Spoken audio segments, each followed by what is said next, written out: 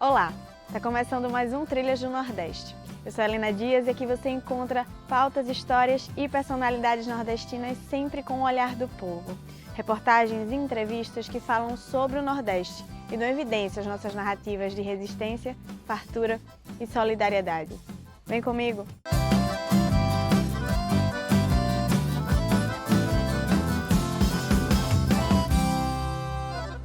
No quadro Sertão da Gente, vamos saber mais sobre o documentário Vento Agreste, que denuncia os impactos negativos dos parques eólicos na vida de famílias do Agreste de Pernambuco.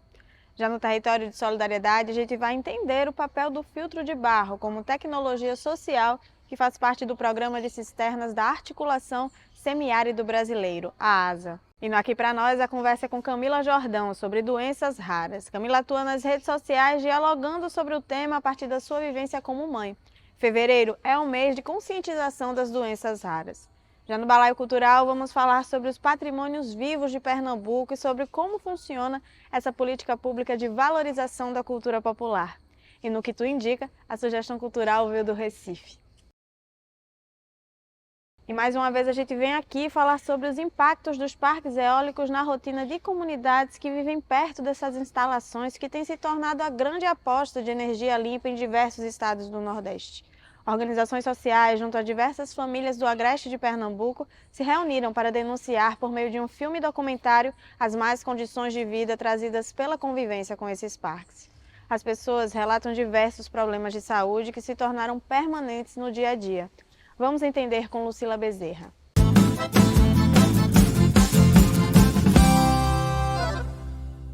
Eu falo, a gente tem duas opções. A gente só tem duas opções, que é ou a gente sai do lugar da gente, ou as eólicas saem. E a gente sabe que as eólicas não vão sair. Então, infelizmente, a gente vai ter que sair do lugar que a gente escolheu para viver. Olha, para a gente aqui, que mora praticamente embaixo delas, problema de saúde.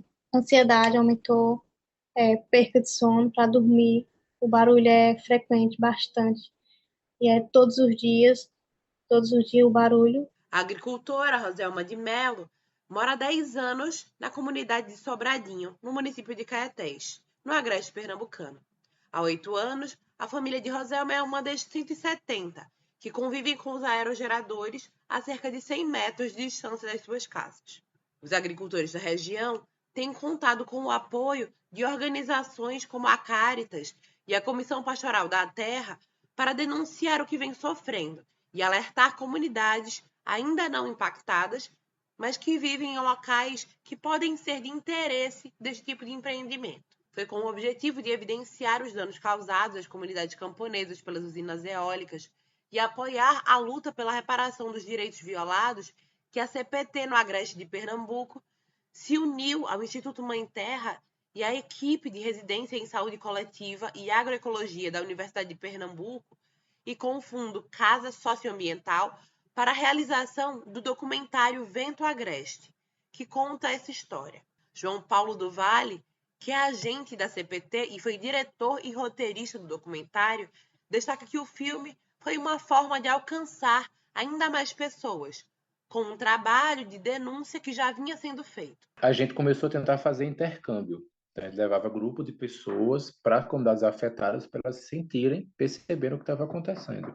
Isso tem funcionado muito bem, né? Porque algumas comunidades que estavam ainda em dúvida se era a favor ou contra do parque ser instalado no seu território, quando a gente faz o intercâmbio, ela já vira a chavinha e percebe, não, isso aqui não faz sentido para o nosso território. Só que a gente percebeu que essa capacidade de fazer intercâmbio ela é muito limitada, porque ela envolve muitas coisas que dificultam. Então, a gente tirou como estratégia a divulgação do conflito. Né? Tentar divulgar para as pessoas, tentar mostrar, tentar fazer essa denúncia mesmo. As gravações de Vento Agreste foram realizadas entre os meses de julho e outubro de 2022, a partir da atuação das organizações envolvidas em atividades de escuta, registro, formação e acompanhamento dos casos de violações de direitos causados pelas usinas eólicas instaladas no agreste do estado. As organizações criticam o modelo que tem sido utilizado para a instalação, no qual os moradores aceitam sem saber qual será o impacto na prática. A questão não é a energia eólica, né? A questão é o modelo como é instalado no Brasil. porque ela vai seguir os mesmos padrões do latifúndio tradicional. Na Europa existe outra regulamentação, né? Aqui, quando a energia eólica chega no Brasil, ela imita a lógica do latifúndio, né? Da violência, da acumulação. Então, a gente achou que o mais interessante, né, estrategicamente, era dar visibilidade ao que realmente acontece. Mostrar que essa energia não é sustentável, nem para a natureza, porque a natureza sofre bastante com esse modelo de energia eólica que é instalado no Brasil, muito menos para os camponeses, né, para os povos da natureza. O documentário aborda o papel de denúncia que a comunidade assumiu desde a instalação. Agora, os moradores desejam apenas que ninguém sofra o mesmo que eles sofreram. É o que afirma Roselma. É um modo da gente poder desabafar. Cada vez que a gente conversa com alguém, a gente fala o que está acontecendo com a gente.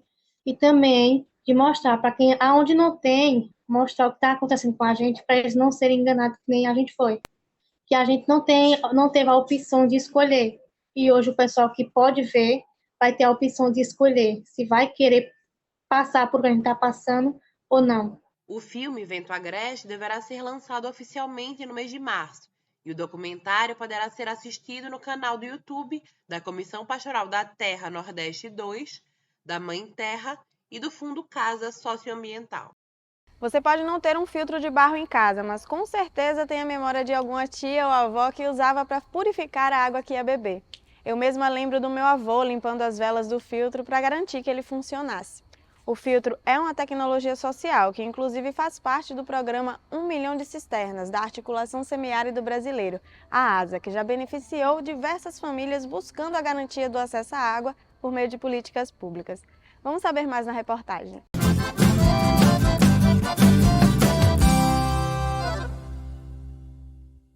Carregava a água lá da minha sogra e quando não tinha, eu ia buscar na casa da minha mãe, que é muito longe onde ela mora. Aí, através dessa cisterna, aí veio o filtro junto. Aí eu fui, por curiosidade, peguei, troquei o filtro de plástico e coloquei o de barro. Tem que ser, ela fica bem geladinha e já com o outro já ficava quando dava meio dia já ficava quente, aí tinha que trocar de novo. Essas vantagens, tudo foi bom para mim. Então, tanto a cisterna como foi um descanso para mim, e o filtro também, porque não precisa estar trocando água direto. Ana Paula da Silva Nascimento é agricultora familiar e mora na zona rural de Alagoa Nova, no semiárido paraibano. Ela andava quilômetros para garantir água em casa, até que foi contemplada pelo programa 1 milhão de cisternas do governo federal. Além da cisterna, Ana Paula recebeu um filtro de barro, que mudou completamente seu consumo de água e da sua família. Os filtros de barro são uma tecnologia social que garante a filtragem e a mineralização da água e são considerados a melhor tecnologia de filtragem do mundo, segundo o pesquisador estadunidense Colin Ingram, publicado em seu livro The Drinking Water Book, combatendo a presença de chumbos e de parasitas, causadores de diarreia e infecções intestinais, por exemplo. Além do benefício para a saúde, como destaca o técnico da ONG Caatinga, Giovanni Xenofonte. Uma das questões que é bem do imaginário, inclusive, quando se fala de semiárido, é da turma bebendo água dos barreiros, né? O famoso barreiro, que é aquele reservatório que pega a água da enxurrada, né? Que vai junto tudo, né? Cocô de animal, xixi, né? Lixo, às vezes, das residências e tal, não sei o quê. E aí, lógico, aquilo provocava vários tipos de infecções, principalmente verminose nas crianças e tal, não sei o quê. Então, aquela imagem ainda é muito marcante no Nordeste, né? Daquela criança, né? Com a barriga grande e tal, com verme. Então, assim, aquilo era uma das paisagens que a gente sempre sonhou em mudar, né? As pessoas ter vida digna, como a gente está no nosso slogan, e para ter vida digna precisa beber uma água de qualidade, né?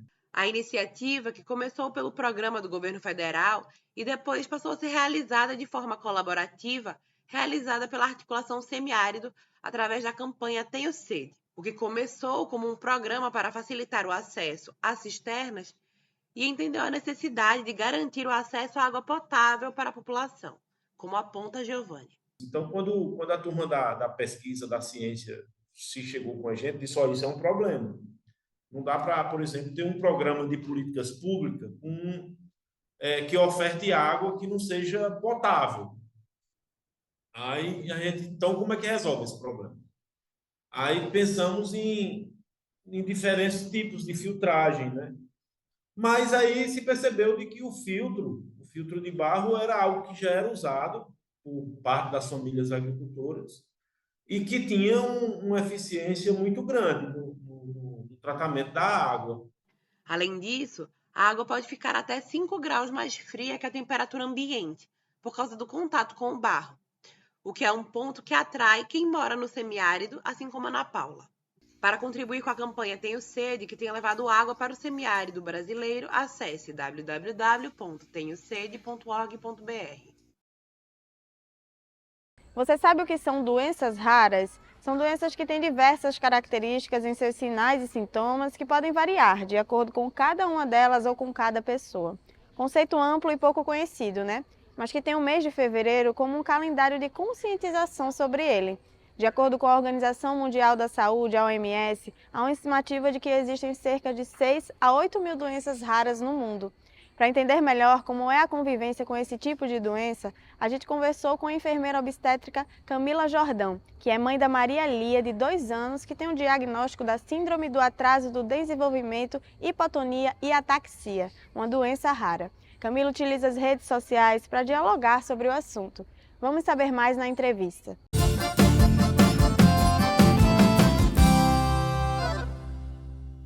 Olá, gente. Eu estou aqui hoje com Camila Jordão, que é enfermeira obstétrica e mãe de Maria Lia. A gente vai conversar sobre as doenças raras e o calendário de conscientização e luta relacionado a essa pauta, que acontece agora no mês de fevereiro. Seja bem-vinda ao Trilhas do Nordeste. Obrigada, Helena. A gente vê, né, que o conceito de doenças raras ele é muito amplo. Se fosse para destacar alguma característica de acordo com a sua vivência, né, como mãe de Maria Lia, como é que seria para você? A gente costuma dizer, né, aqui na nossa família, que a gente tem uma joia rara, raríssima. E a gente olha muito para a Lia, né, para além do diagnóstico da doença rara que ela teve. Então, para a gente, ela é única, ela é rara, ela é especial, né, mas por definição, a gente pode dizer, né, que uma doença ela é considerada rara quando ela corresponde ali, né, até 65 pessoas a cada 100 mil indivíduos, né? Essa informação que a gente tem. Camila, você pode falar um pouco, né, como chegou o diagnóstico de Maria Lia em relação à síndrome do atraso do desenvolvimento, hipotonia e ataxia? Foi bem difícil a gente chegar no diagnóstico, porque como eram sinais muito vagos e muito gerais, não dava para apenas clinicamente chegar a uma resposta, né? E como ela nasceu bem no auge da pandemia, a gente estava vivendo aquele contexto de muito isolamento. Então a gente não tinha convivência com outras famílias, com outras crianças, e a gente perdia um pouco esse parâmetro do que era, né, considerado um desenvolvimento esperado para a faixa etária dela, ou do que estava fugindo ali daquele esperado, daquele fisiológico. Eu sou da área da saúde, assim como meu companheiro, e à medida que ela foi, né, passando as semanas, os meses, a gente começou a perceber alguns sinais que despertavam na gente dúvidas, né? Colocava pulga assim atrás da orelha sobre se está tudo bem mesmo, ou se existe algum diagnóstico, alguma situação. Por exemplo, ela sempre foi uma bebê mais molinha, então a gente carregava ela no colo, né? Ela demorou um tempo para sustentar o pescocinho, ela demorou um tempo para conseguir sentar e se apoiar. Quando a gente carregava ela, né, para trocar fralda ou para andar com ela no colo, ela sempre precisava de mais apoio nas costas, no pescoço. Camila, e o que é que te motivou a ir para as redes sociais falar dessa tua vivência com Maria Lia? Como a Lia nasceu na pandemia, as redes sociais para mim sempre foram assim uma ferramenta essencial, né, para interagir com outras mulheres, com outras mães que estavam passando por situação, né, parecida comigo assim no puerpério. E aí, quando veio o diagnóstico, não foi diferente. Eu abri a página no Instagram com um tema específico da síndrome de Lia, e aí eu pude me conectar com outras famílias e com outras pessoas que tinham interesse no tema ou que tinham o diagnóstico. E a partir desse movimento, eu me conectei com pessoas no mundo inteiro.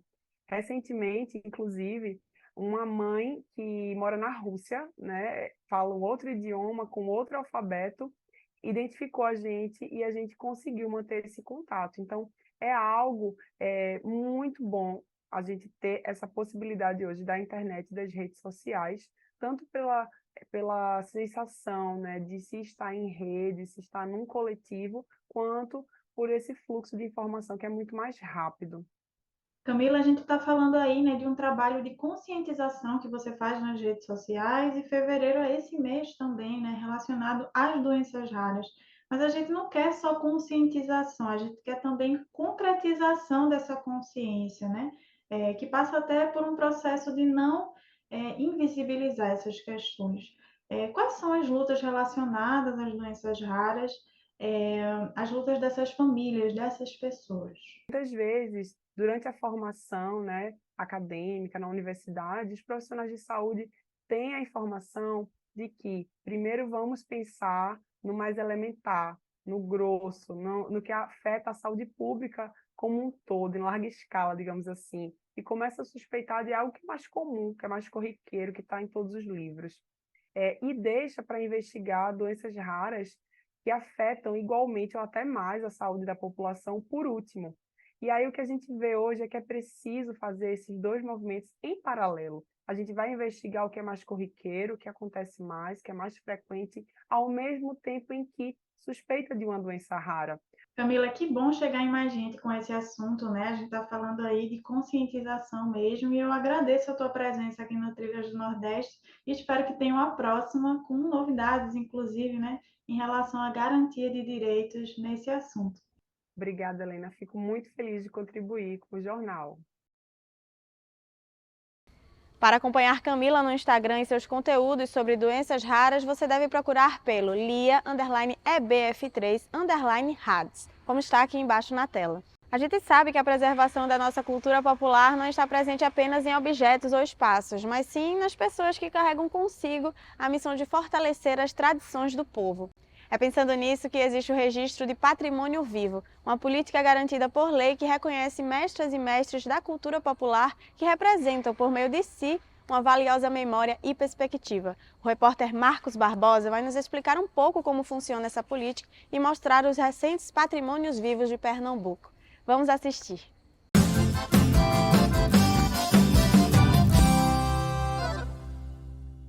O voo das aves e no céu. Pernambuco foi o primeiro estado a implantar de maneira efetiva uma política de registro das tradições culturais populares e de valorização dos detentores dos conhecimentos tradicionais, através da Lei Estadual número 12.196, de 2 de maio de 2002, ficou instituída a concessão do título de Patrimônio Vivo do Estado de Pernambuco. Atualmente, o Estado possui 85 patrimônios vivos registrados, de diferentes regiões.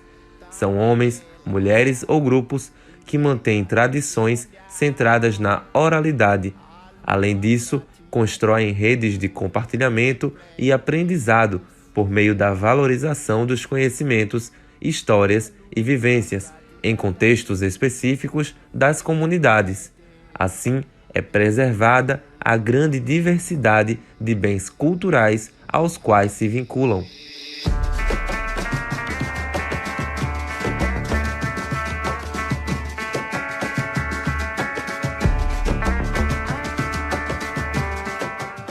Dentre os patrimônios vivos do Estado estão nomes como Lia de Itamaracá, considerada a mais célebre cirandeira do Brasil, o Homem da Meia-Noite, que há 90 anos arrasta multidões pelo sítio histórico de Olinda, Mãe Bete de Oxum, percussionista, juremeira e ativista cultural, e o Samba do Véio da Ilha de Maçangano, segmento de cultura popular e coco de roda de Petrolina, cujo reconhecimento aconteceu este ano, como explica Francisco das Chagas Sales, produtor do grupo. Depois de várias participações, finalmente houve esse reconhecimento, né, dessa cultura aqui, desse cantinho bem lá no final do estado.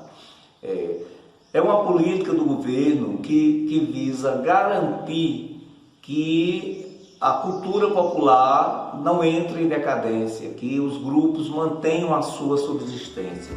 Este ano, além do samba de véio da ilha de Maçangano, Pernambuco elegeu outros 9 novos patrimônios vivos. São eles: Mãe Dora, Tata Raminho de Oxóssi, Banda de Pífano Folclore Verde, Cavalo Marinho Boi Pintado, Mestre Calu, Mágico Alakazam, Associação Grupo Cultural Heroínas de Tejucupapo, Cambim da Velha e o escritor Leonardo Dantas Silva. A cerimônia de diplomação aconteceu no mês de agosto, no Teatro Santa Isabel, e foi preenchida por discursos de reconhecimento e valorização da cultura popular.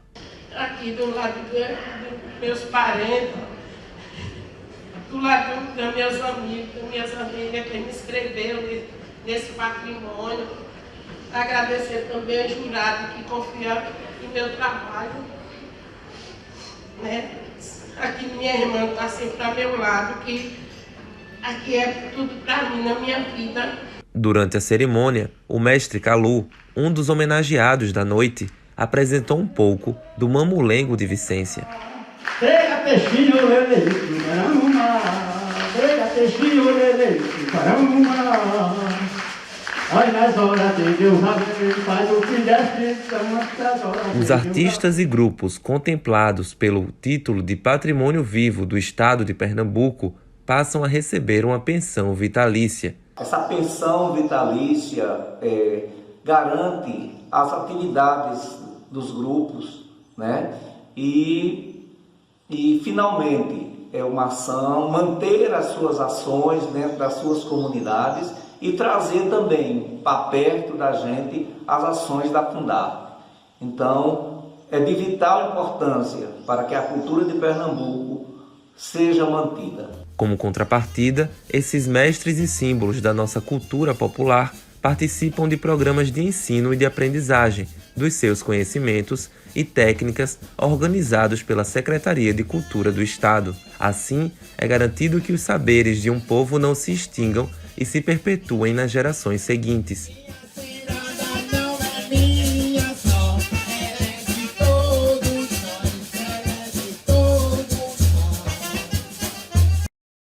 E vamos descobrir qual é a dica cultural nordestina de hoje? Roda a vinheta!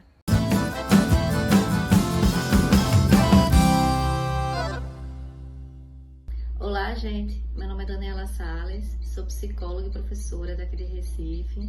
E minha indicação de hoje é a peça de teatro, ensaio número 1, Morte e Vida, do grupo daqui, conterrâneo nosso, Magilute. E aí essa peça de teatro é uma releitura de um autor e poeta também recifense, que é o João Cabral de Melo Neto, da sua obra Morte e Vida Severina. E aí a peça de teatro ela vai fazer uma releitura muito interessante sobre a nossa realidade, sobre acontecimentos atuais que estão acontecendo não só na nossa cidade, mas no mundo, né? Fazendo uma crítica política muito pertinente, inclusive à nossa própria identidade, quanto nordestinos. E aí o grupo vai trazer uma proposta bem massa da gente estar repensando essa obra a um cenário atual. Então, espero que vocês acompanhem não só essa peça, como a outra aí que o grupo esteja produzindo. A gente agradece a sugestão e vai correndo conferir. E lembrando que você pode enviar sugestões culturais e outras pautas também. É só falar no e-mail pautape@brasildefato.com.br. A gente agradece a sua audiência. Você assiste esse e outros episódios nos canais do Brasil de Fato Pernambuco e da TVT no YouTube. Até semana que vem, sempre nas sextas-feiras, às 9 da noite.